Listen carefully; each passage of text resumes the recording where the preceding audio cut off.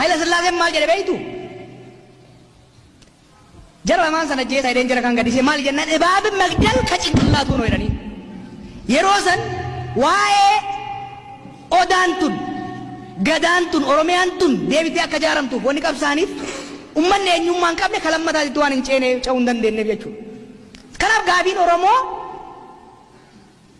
kan eenyummaa tokkoffaa kan lammaffaa kan qabeenyati sochii baalee hedduu dhageessanii waaqa guutuufaa dhageessanii miti kan bosonatti isaan galche biyya alagaa Somaalee bira kan isaan geesse qabeenya ofii irratti baalee yoo dhayitan dhiyoon dhaqiyan lafa ajaa'ibaati baalee qorti Oromiyaa qallabuu danda'e garuu irboobsisoodhaan saamamaa waan turaniif qeeteenya irratti rafa rabbi nuu kennee abboota keenya irraa dhaalle irratti lammii lammataa ta'uu hin qabnu.